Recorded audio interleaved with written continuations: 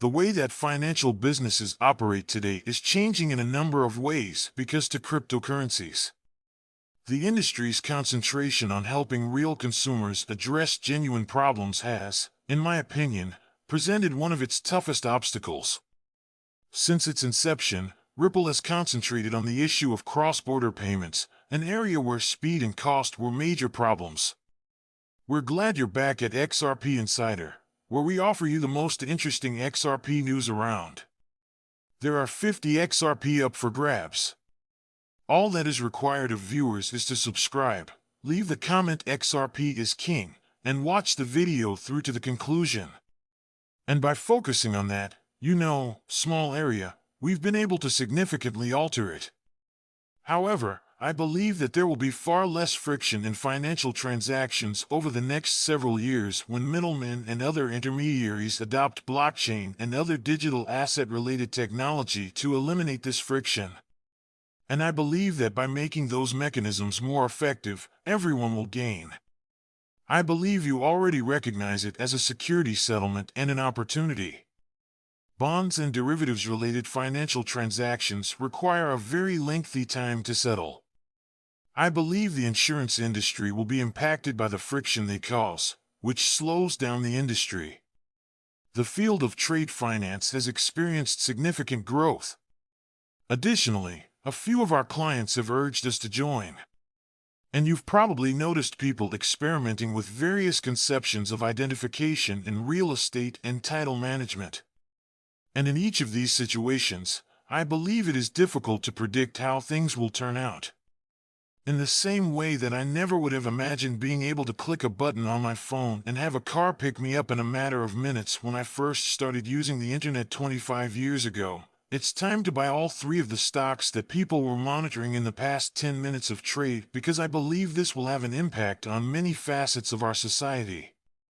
The following are Graham, Paramount, and Electronic Arts. And the service I favor most is for person-to-person payments. MoneyGram the business unveiled a new tool that enables us to trade and store Bitcoin, Ethereum, and Litecoin via its mobile app.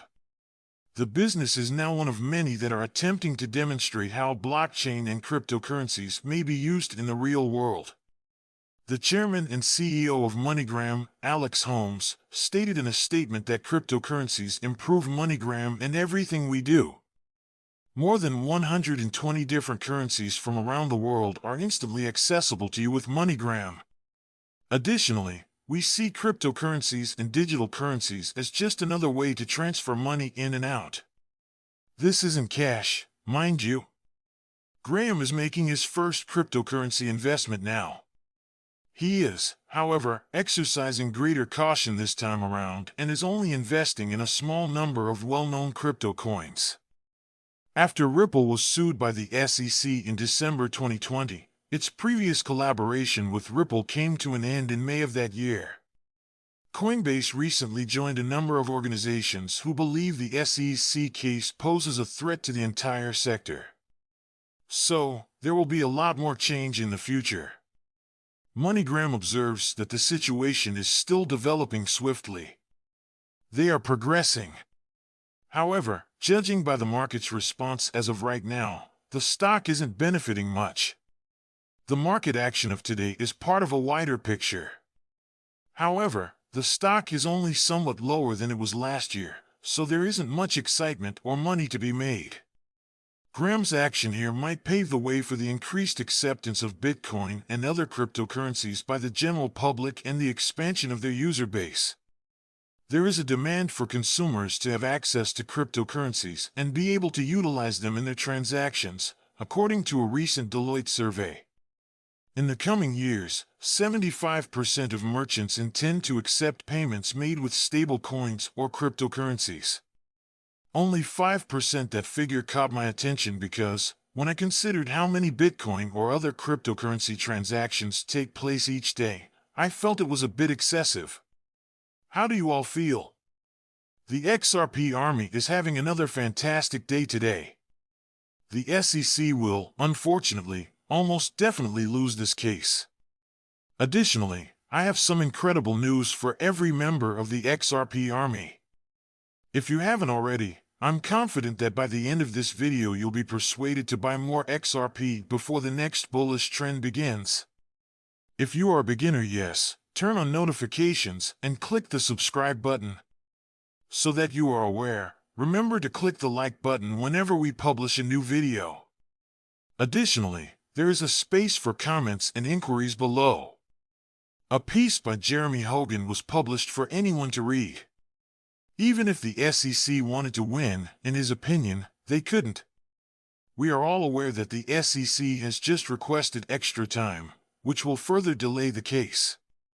But when all is said and done, XRP is without a doubt a better version of Bitcoin. Indeed, a lot of attention is being paid to both Twitter and Bitcoin. Did you know that Twitter used XRP to make purchases long before the firm considered embracing Bitcoin? John Deaton's comments have helped me to understand why certain people say things that are obviously false. Before my detractors start calling me an XRP maxi, let me just add that I have more money in Bitcoin than I do in XRP. Why people don't care that XRP was used to send tiny payments years before Bitcoin fell apart eludes me. I've responded on Twitter by stating that Bitcoin is the only payment network that can handle instant global microtransactions at scale if Elon Musk truly intends to turn Twitter into a payments app. People can already transfer dollars or Bitcoins to the Bitcoin network using Twitter tips. It makes natural that Jay Spence Company, which uses the XRP ledger to spend your Bitcoin, filed another amicus brief in the case. As a substitute, the majority of people who believe Bitcoin is superior to all other cryptocurrencies most likely have never heard of XRP. Even across national boundaries, XRP will revolutionize how we transfer and receive money while consuming the least amount of energy feasible.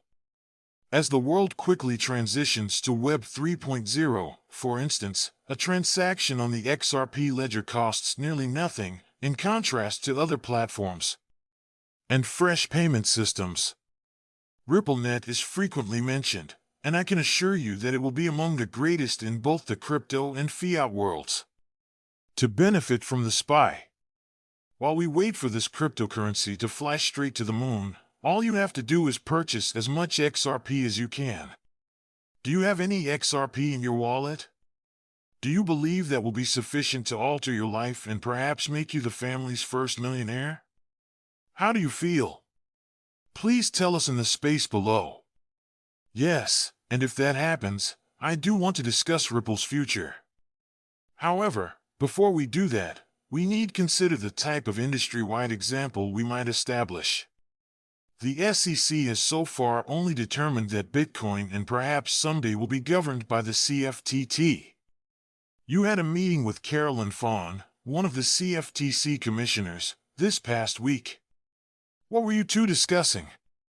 Commissioner Pham is still a student, in my opinion. However, I believe she is highly intelligent and does a great job. She may have also mentioned the need for clarity, which is what we have been seeking. Just so you know, the SEC Gensler chair has stated that he will not discuss specific projects. Even if the previous administration initially believed E88 was a security and later changed it to a non-security, he did mention Bitcoin, which is a project. The SEC is currently raising the possibility that EATH is a securities. They claim that they have the jurisdiction to regulate EAT in a recent unrelated legal case because the bulk of EAT nodes are located in the U.S. In essence, I believe we should revisit the query, what is the law? What legislation did Congress pass to empower the SEC? I believe the SEC overreached in this instance and others like it as well. For instance, people who pledge loyalty to the United States frequently claim that the guidelines are obvious. But he won't answer questions about the majority of cybersecurity-related topics. If everything is so obvious, let's provide everyone with the solutions they require.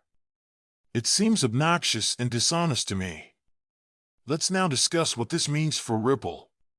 Despite the fact that you are currently situated in San Francisco, you stated that the company may decide to leave the U.S. In view of this verdict, how fortunate is that?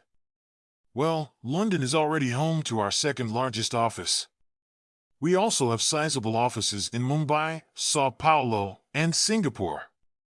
Therefore, I believe it to be a highly global business to begin with. 95% of our consumers are not from the US, as I've already stated. And it has unquestionably been the same throughout the US court case. So, depending on how things turn out, I don't think it will significantly alter our business. Between 1 year and the next, we have observed an almost tenfold increase in the amount of the so-called Ripple net. And a lawsuit is still ongoing while this is happening. In light of what it means for the US crypto business, I believe I do give this a lot of thought. How do we anticipate that blockchain will develop and prosper in our country? Being an American, I believe it's critical for us to have this kind of clarity if we want to compete. When individuals consider the CFTC and SEC, they typically believe that the SEC is tighter and has a stronger stance on digital assets when it comes to who governs cryptocurrency. The CFTC has laxer rules. Is that quiche still edible?